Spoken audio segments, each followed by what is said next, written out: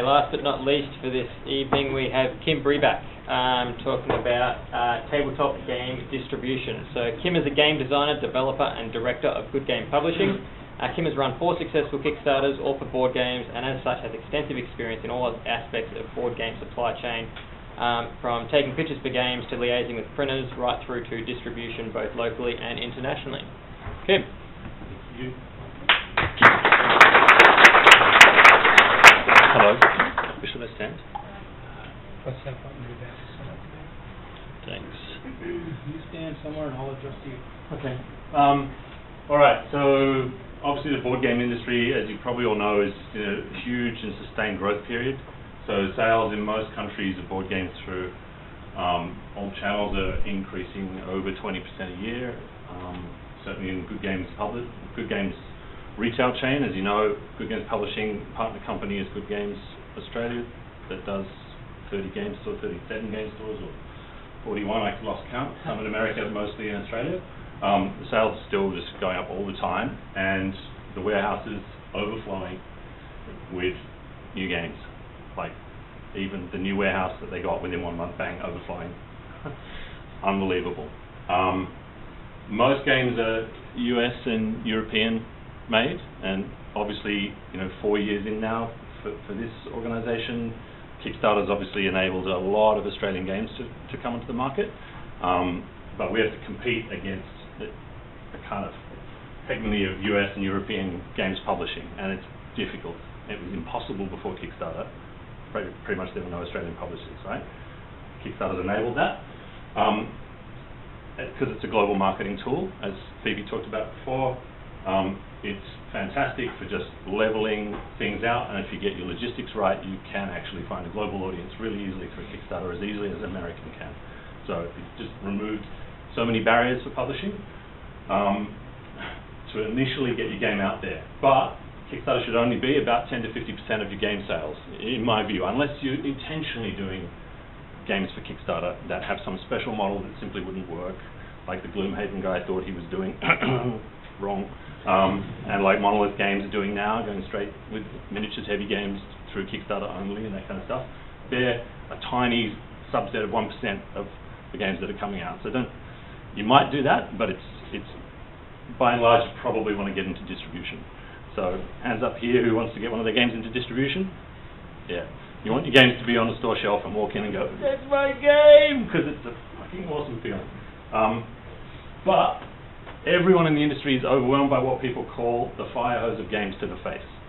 Like, everyone. Seriously, for the last 2 years, everyone in the industry has been going, we don't even know what to do, and anytime we open our mouth to talk about it, it gets filled up with games.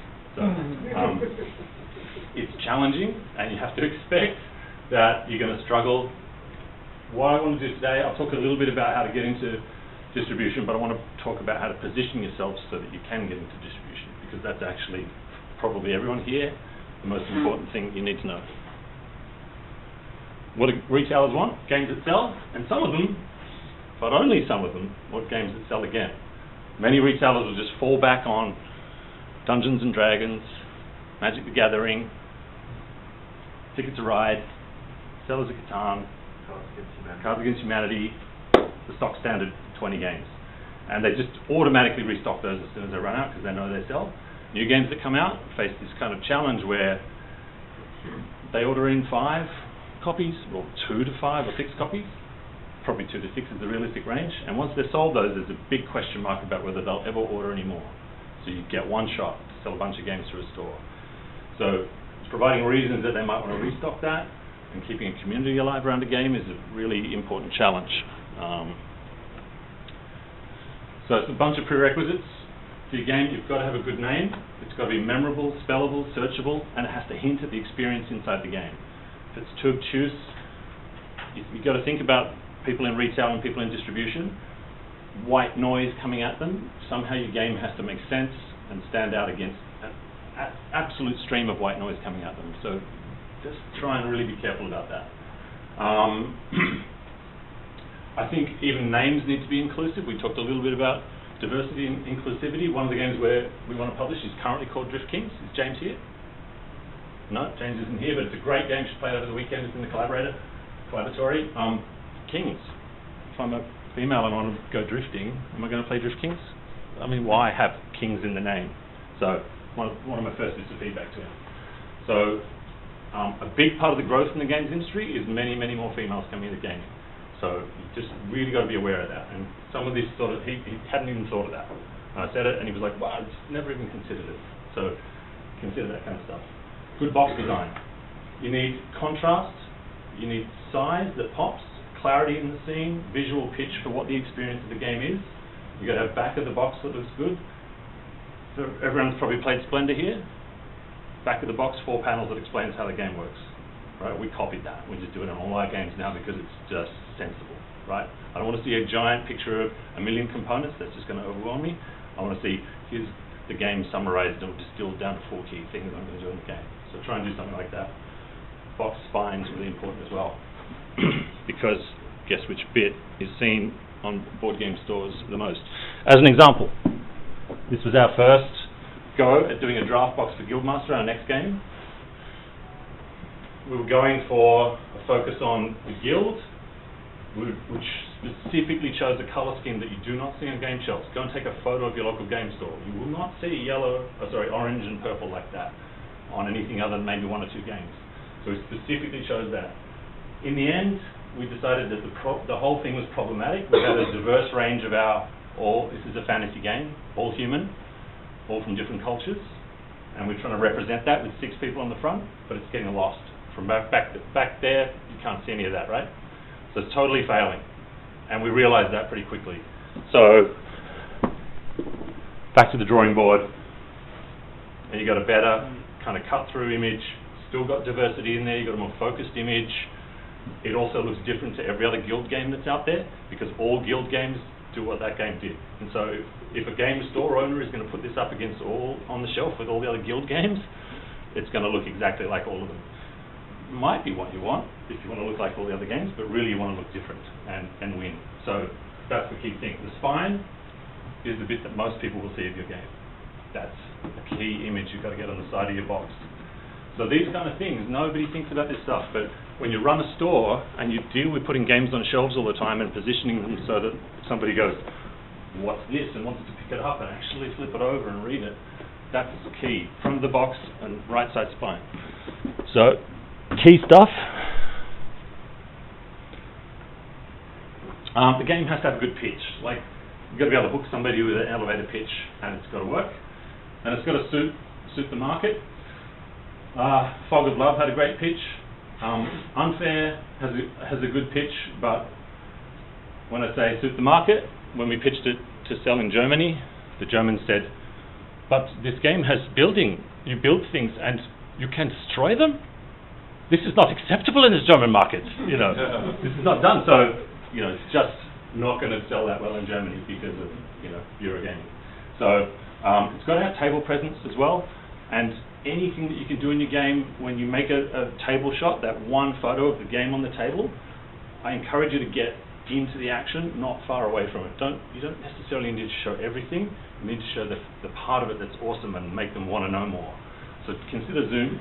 When you're taking photos of your game, zoom in, get the core of the action, do some zoomed out ones as well, but in the end you want to choose the photo that's the most engaging for people, whether you're doing a Kickstarter or a sell sheet. This is a key one, the right price range. And it's a big challenge when you're running a game on Kickstarter, because you're probably going to be getting your costings at 1,500 units minimum, because you're setting yourself some realistic expectations. And at 1,500 units compared to 10,000, you might have a game at 1,500 units that's going to cost you $8 a unit, but at 10,000 it costs you $5 a unit. And the scale changes like that for most publishers. That's going to affect everything. You generally need to multiply the cost for you to make the game by about 6 or 7 times to consider its retail price. So if I'm making a game for $5, it's got to be $35. $5 US, $35 US, roughly. And that price range needs to fit the audience. So if it's a kids and family game, or a game that's probably going to sell well as a gift game and that's where you think it's going to go, it can't really be more than $35, because that's an expensive gift game. Maybe 40 at a long shot. The box size and weight is a factor. There are certain expectations, like that Guildmaster box is 50 US. That's it. If I try and charge 60 US for it, everyone's going to go, what? That's the wrong price in distribution and retail. So that means the manufacturing cost is a fixed price. I can't go higher than $7-ish, okay, in making it. So you need to understand all that kind of stuff when you're thinking about getting into distribution, because the very first thing they'll do is go, it's good, it's too expensive, can't sell it, because it just won't sell at that price range. The experience, I've got a lot of games that we're considering at the moment, where I was like, this game is fantastic, the components are awesome, they're really interesting. The challenge is, how do we make the game work at a price point that suits the experience, because the game only goes to 20 minutes, and it's a fantastic 20 minutes, but it's 20 minutes, so it can't be $50 US. So I've had to reject a few games that I loved because they were simply too expensive to make for the depth of the experience that they offered. So you've got to factor that in as well. And the competition. The Drift Kings game that I mentioned before, the two best racing games on the market are Formula D, I say best, but Formula D, and Flamme Rouge, both of them $60 US. I can't make that game for more than $60 US. It has to compete with those ones at that price or less. And it will, but it can't be 65 or 70 US dollars. And these things are all things that will go through a distributor's mind. As soon as they look at your sell sheet, they'll be going computing whether this is a viable thing. And it's just stuff they have to do every day. And they do this from a sell sheet. And a sell sheet, has everyone got a sell sheet for their game or worked on one? I see a lot of nods. So it's got to have a game box image so that they really recognize what they're looking at, and they're going to instantly judge the game on that image. There are good box shot sort of programs, one's called box shot, and there are bad ones. I've seen ones where I see these images and it's not correct. The image lines do not line up and the angles are wrong. Do not do that. Like, get somebody else to look at what you're doing. It has to look perfect, has to look incredible, has to look like a distributor will go, the question they want to know is, will this game sell itself? Or is this game hot? If it's not hot, will it sell itself because it looks fantastic? It should at least sell what we order of it. And it's got to do that. The sell sheet has the price, the release date that you expect it to come out, any key data about the gameplay, count time, all that kind of stuff, and a back-of-the-box style pitch about what the game is and the game experience is, because they're not going to read anything in detail. You probably want to, wherever possible, do some kind of evocative, moody images around the framing of that, get a little bit creative, because they probably look at a lot of really dry stuff. If you've got fantastic imagery, do use that imagery. Many of them are going to look the game up straight away on Board Game Geek and see how long it's been on Board Game Geek, what people talk about. They might look through a few of the pictures, they might look through some of the discussion, they'll look at the ratings, and that kind of stuff. So you need a Board Game Geek presence if you're a hobby game. Less important for party games and other things. You want your own website and Facebook as well. And you probably want asset files, and by that I mean fantastic photos, and I mean fantastic photos of how the game looks in real life. Now you can get them, 3D model or whatever, but make them just look as good as they can. That'll come in handy for marketing later on as well. It will help a lot if you've already had some buzz. How do you get buzz? Well, you've got to market the game. What's the best way to market a game? If you're a small timer at the moment, is Kickstarter. So it's not the only way. Obviously, you can find a few other buzz routes, like Phoebe said, find influencers. If you get a great influencer talking about being excited about a game, that can just spark up a whole bunch of other people who want to know about it. So it's not the only pathway, but it is the main one. Kickstarter itself is a marketing exercise, but when your backers receive the game, if it's a good game, that's also a marketing exercise, because they'll go to Board Game Geek and they'll talk about it. They'll share photos of it on Twitter, Instagram, Facebook. And if you can somehow get yourself on the BGG hotness, that's if a distributor or a retailer has seen your game on the hotness, that's a huge thing. So that's part of the reason why we advertise. We advertise and we do things on Board Game Geek that get us on the hotness at least for a few days, and try and do as much of that when the game's leading into getting into distribution and retail as well. With Kickstarter, there's a lot of big questions around that. If you are going to do a Kickstarter, there are some things that you can do in Kickstarter that will piss off people in retail and distribution. Guess what they are? Exclusives. Okay, why would I buy a shit version of the game that has less in it and kind of costs the same? I don't. Do you? Like 43% of people recently said if they find out a game came out on Kickstarter and had extra stuff in it, they'll probably pass. And I don't know, that number's probably going to increase as people get a bit more used to that fact. So we don't really do Kickstarter exclusives. We do maybe temporary exclusives, where you get a sneak peek of a card that might come out in an expansion or something like that. So the Kickstarter backers feel a little bit special, and they get some extra stuff. But we just generally with Kickstarter we do stretch goals. Just make it stretch goals, but the stretch goals are for everyone. And you'll get some assholes saying, "But I'm special. I'm funding you. I'm an investor." But you're like, why wouldn't you want every other person in the world to play the best version of the game? Are you serious? That's what you want? No. Just say no. So it'll help you in retail and distribution later on if you don't have that kind of stuff, and heavy discounting is the other big thing. So if your game is $40 to backers with free shipping and it comes out on retail and it's $50, guess what all the distributors and retailers say? I'm selling a lesser version of your game that had some exclusives in it for $10 more, so I'll just sell this game instead that doesn't have that problem. So you've got to really consider that, but many people think you need to do this to get the game successful at all, and to some degree you need to offer something like that, but it has a sting in the tail. The big hits where you see that's happened, that become white hot, so Gloomhaven or whatever, stuff like that, they're kind of exceptions to the rule because the game is so hot that every distributor in the world is gagging to get 2,000 copies of it. That's not the norm. That's like 1% of games.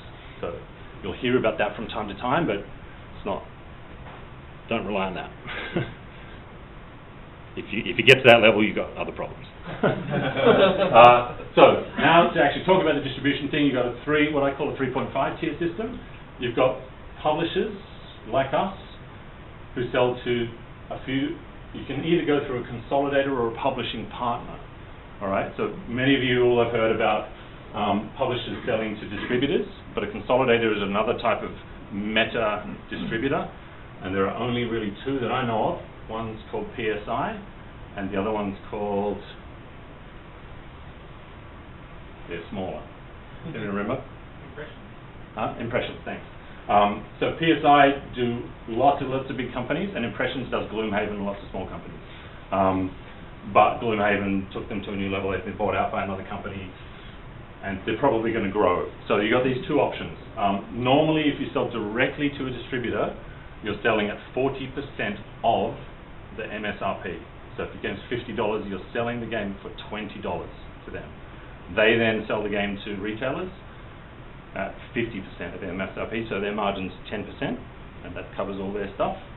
And then the retailers take on the game, and they can potentially, make 100% profit off what they bought it for, but they also can potentially lose everything, so it's 50-50 for them.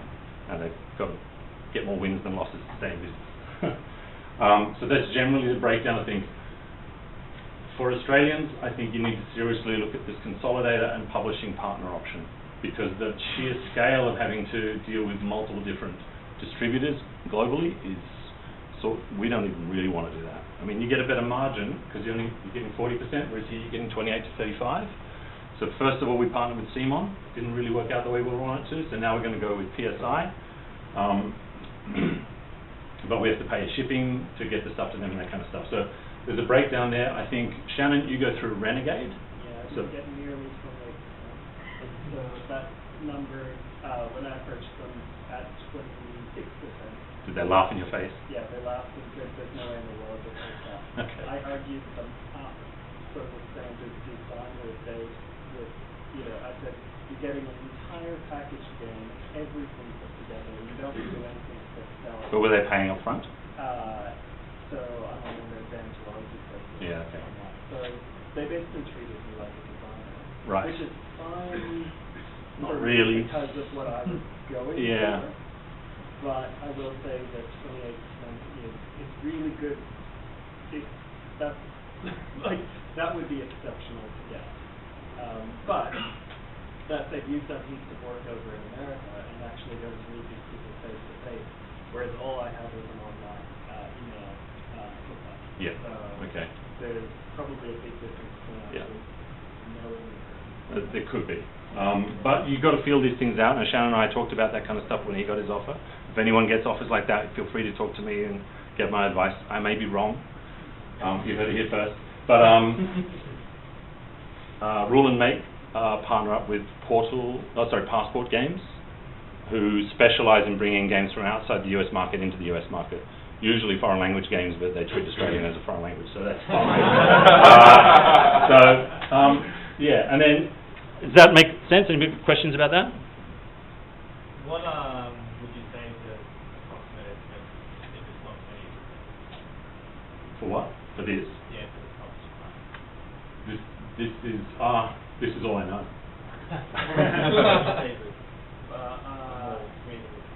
Designers would get 8 to 10%. I argued up to 12% because all the art is there. But I did get ripped off, I think. But as a first-time designer, it was either leaving it on the table or trying to do it myself, and I just couldn't help myself translate it. I mean, you certainly need more than first time. Like, you're not a designer. If you've made a game and it's been on Kickstarter, you're actually nearly at production, and all they need to do is put their logo on the game. You've done a ton of work that a publisher would normally do. So. Yes. I wouldn't do it on my second game. But as a first game. But that's because I was doing first games, get my name out there, and get myself known as a publisher. And that's smart, So my goal I reckon. wasn't to make money. But yeah, it was very, very difficult even getting them to the table. And I pushed a lot of different publishers and a lot of like PSI and Impressions turned me away. So that's the big challenge. I'll talk about that now because fire hose to the face. Exactly. They're all like, and this is a big challenge. If you're doing your first game, you're just another one of a long line of optimistic game designer publishers that stretches off over the horizon, who have their first game, waving it around desperately above everybody else. So it's really challenging. Luckily, when we went to Gamma a couple of years ago, we were able to wave around a few games, and that made a difference. And the games looked really good. So they were like, well, these guys know what they're doing, and Simon were very upfront about that. They were like, the look of your games is right up there. You've got multiple ones of them. Let's do business, and that really, really helped. I can't say how much that helped. Consolidators, given that you're mostly going to be dealing with these guys, probably they buy at 34.5%, but you have to pay all the freight and customs costs to get those games to them. So that's, it's really more light. Once you factor that in, it's kind of like that 28% kind of option. They have huge warehouses, so you've got unlimited storage, and they don't charge you for storage. I presume Impressions is similar, they don't charge you. Impressions, given that they were taken over, might expand their operations and might start to take on more business, but these guys were usually the first stop for Kickstarters. But the guy who runs this was famous for saying, oh, you did a Kickstarter? Just give me 500 copies, that's all I want. Because he thought, and he said that to Jamie Steckmeyer. Oh, dude! And he was so wrong. So I think he's learned a few lessons that every game is a little bit different.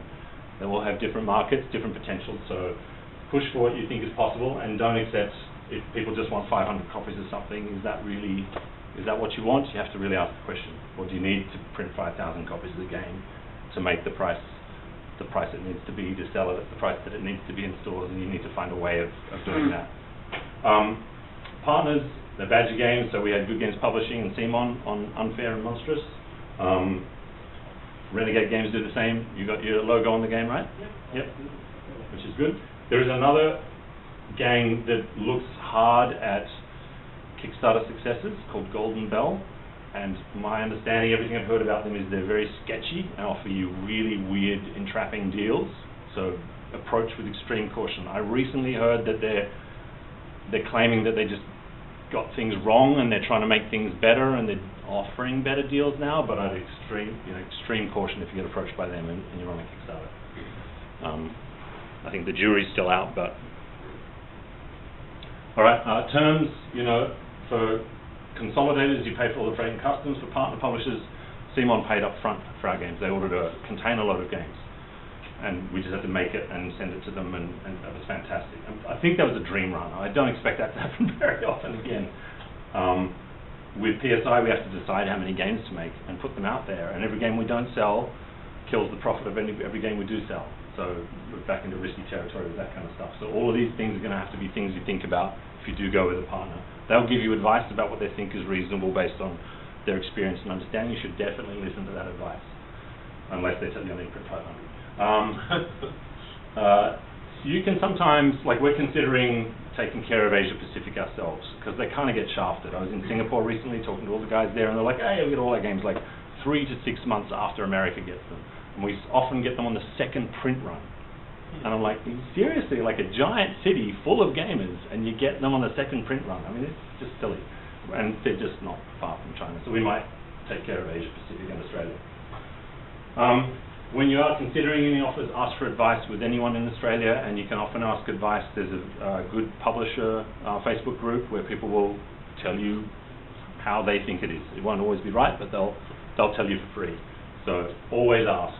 Don't sign anything until you talk to people, okay, if you're ever doing that kind of stuff. So you want to approach a distributor, you've got a game, it's either made or it's in the process of being made, it's had a successful Kickstarter. You're probably going to email them, unless you can afford to go to a convention where they're at.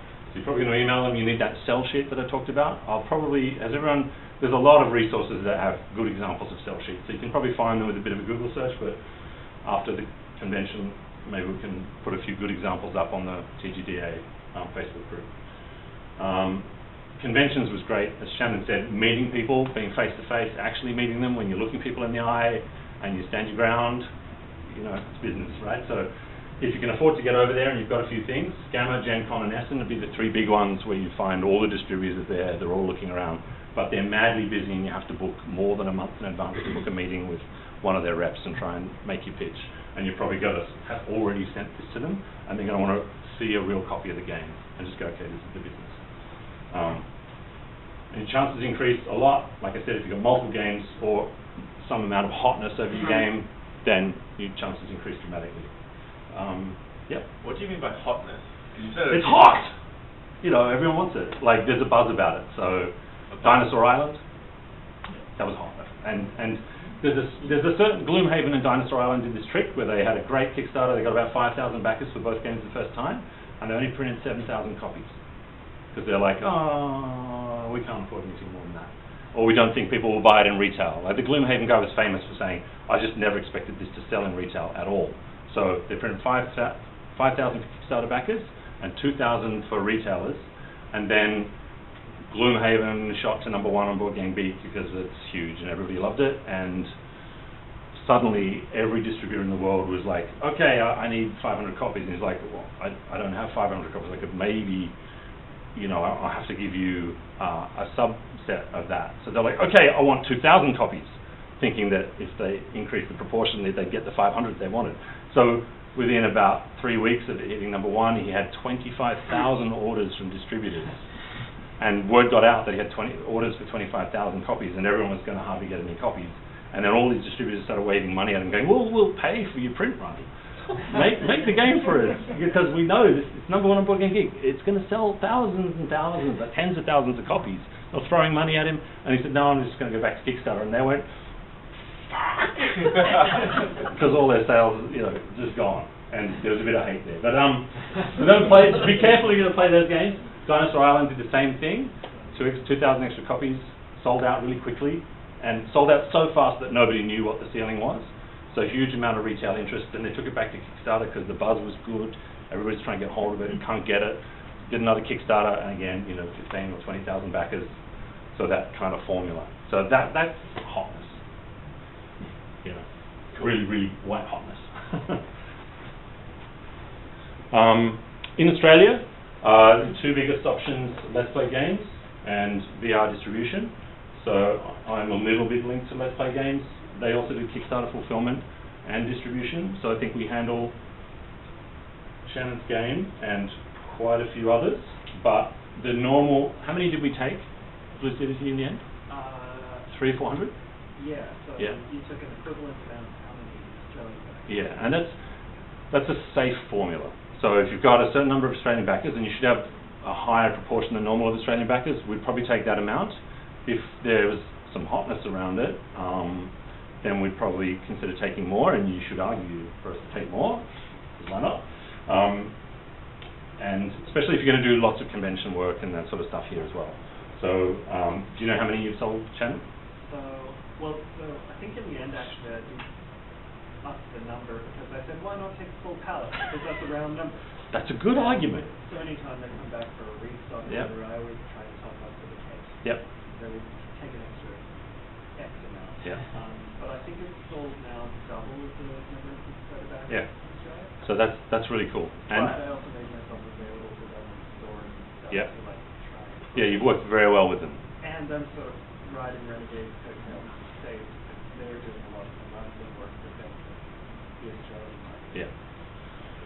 So that's a good strategy. But the one thing, if you do Kickstarter fulfillment and distribution through the same place, you've got one shipment, and logistics-wise, it's paying for one shipment. And if you were to split into two shipments to different places, it costs a lot more. You lose dollars times hundreds.